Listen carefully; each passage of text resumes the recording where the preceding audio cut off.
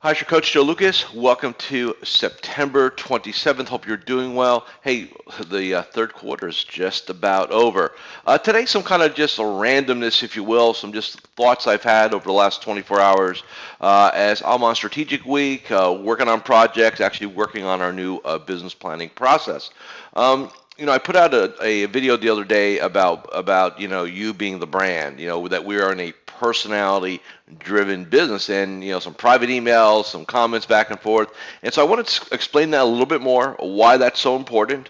And then let's talk a little bit about what other challenges I find sometimes, or what I call misconceptions, I think a lot of advisors have. So let's talk about the whole personality driven business. There's a lot of noise in our space right now about, technology, both good and bad. And what I mean by that is, good, right? Better ways to, be cloud-based, better portability, mobility, better communication tools with clients, all those things. And then there's the other side of our world, right, which is now that nasty word called robo, right? And what's that going to mean, and so on. And I think what we have to realize that number one, we're always going to be in the people business. Number two, very preliminary studies are showing that it's not like we have this mass, exodus to the AI people, right, or the AI things. Not happening. And it's going to be very interesting to see how it works. I think what you're going to end up with, again, and I'm no expert in this, from that perspective. I think you're going to have a collaborative environment where, some of the portfolio management, obviously some of the financial planning things are going to be done with artificial intelligence.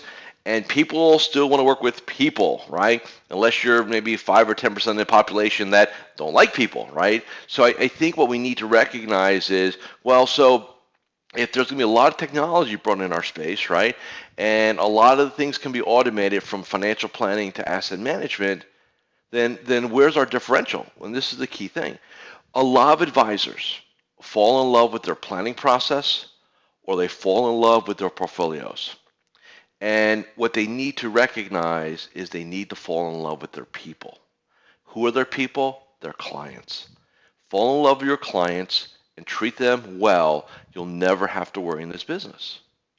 But a lot of you fall in love with your 120-page planning document, or your planning process, or your portfolio analytics, and all that jazz, and those things are going to become less valuable in terms of a business as technology becomes more and more pervasive.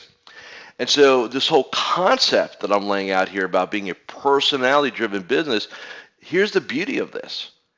You control this. You control your personality. You control your brand by how you want to get out there, both in terms of your local market, or maybe even your national market, I guess, and then also how you want to deal with your clients. What's the messaging?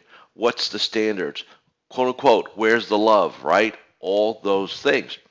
This is something that is going to become preeminent in our industry because this will be the valuation differentiator.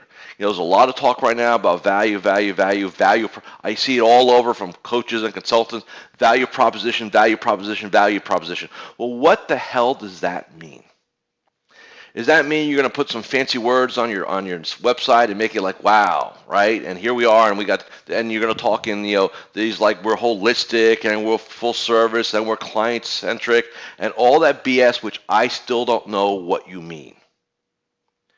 What we're talking about here is being very linear, being very intentional when somebody comes in, how we're going to serve them, the nuances, the details, show them exactly how you communicate, how you meet, how you serve, all these things, and get off these buzzwords. They're meaningless and they're subject to interpretation. Bottom line is you've got to decide for yourself, hey, who am I as a person? Who am I as a professional? Because this is the bottom line. Your business. And I don't care if you work, from home and run a lifestyle practice, or you're running a $2 billion shop somewhere. Your business is a reflection of who you are as a person. So two things. You better know who you are with clarity. Two, if you don't like who you are, change it. Because at the end of the day, that is the business. Look in the mirror, that's your business. And so for a lot of you who may not like that concept of looking in the mirror and, maybe not liking what you see back, it affects your business at such a deep level you've just been unaware. I'm here to say to you that if you don't like your personality, if you don't like who you are as a person, as a professional, if you don't like the man or woman in the mirror, it affects your business at the highest level. And that, my friends, will be the great differentiator in the future. So some food for thought today. Have a great day. See you soon.